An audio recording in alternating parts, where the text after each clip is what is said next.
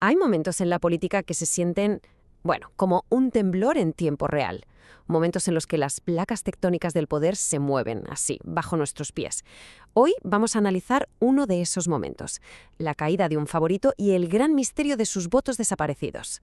Para entender la magnitud de esto, tenemos que empezar acá, en enero. López Aliaga arrancaba el año liderando las encuestas con una posición que parecía sólida, 14,6%. En un escenario tan fragmentado como el peruano, vamos, era el candidato a vencer. Y ahora, miren esto, apenas 3 meses después, el número es 8,7. O sea, estamos hablando de una hemorragia de casi 6 puntos porcentuales. En una carrera electoral tan peleada como esta, perder esa cantidad de apoyo es, sin duda, un desplome en toda regla. Y aquí viene lo más interesante.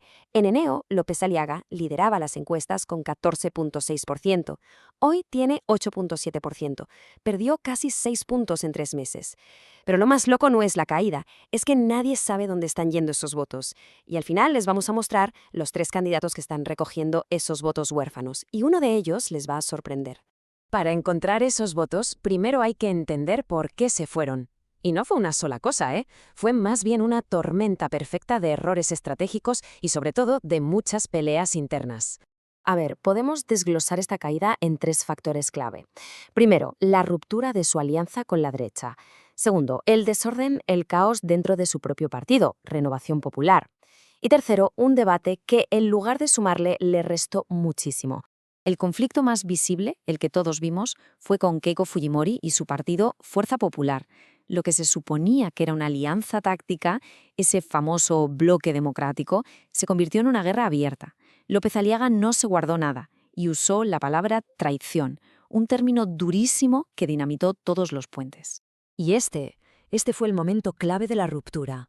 En pleno debate, en vivo, para todo el país, Keiko Fujimori le ofrece una tregua, un pacto de no agresión.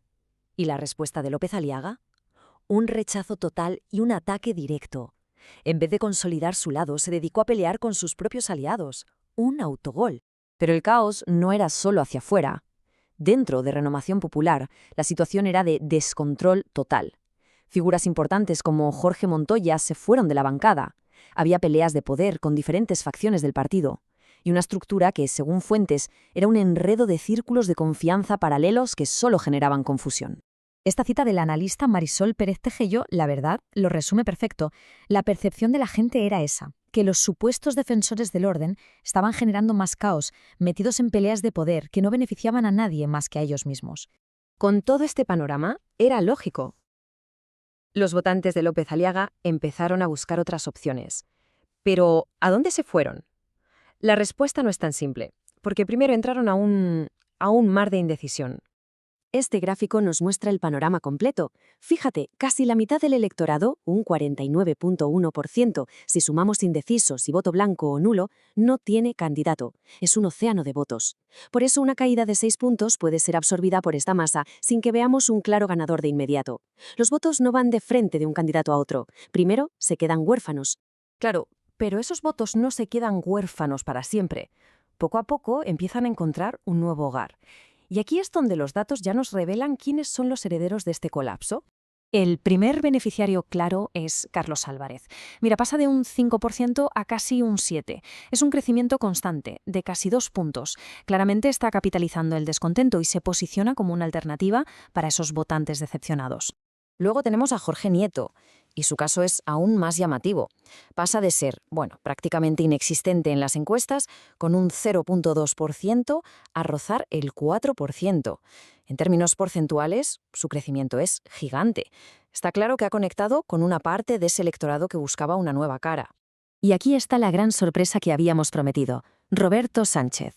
Su salto es el más explosivo de todos, por lejos. Pasa de menos de un 1% a casi un 7%, multiplicando su apoyo por más de 10 veces. Este es el movimiento que realmente está cambiando la carrera electoral. Un crecimiento que casi nadie vio venir. Es que es así. La caída de un solo candidato nunca ocurre en el vacío. Siempre crea un efecto dominó que altera todo el tablero de juego. Y en esta tabla se resume todo. La correlación es casi matemática. Los 5,9 puntos que pierde López Aliaga se redistribuyen casi por completo entre los 3 que más crecen. Roberto Sánchez absorbe más de 6 puntos, Jorge Nieto casi 4 y Carlos Álvarez casi 2. Esto no es una coincidencia, es una transferencia de apoyo clarísima. La conclusión, entonces, es bastante clara. La implosión del Frente Conservador, con sus peleas internas y errores no forzados, no ha destruido esos votos. Simplemente los ha liberado. Y ese electorado ahora libre está migrando hacia nuevas opciones. Está redibujando por completo las posibilidades de quienes llegarán a la segunda vuelta. Y quizás esa es la gran lección de todo este análisis. En política, sobre todo en un escenario tan volátil como el nuestro, el apoyo electoral es como un líquido.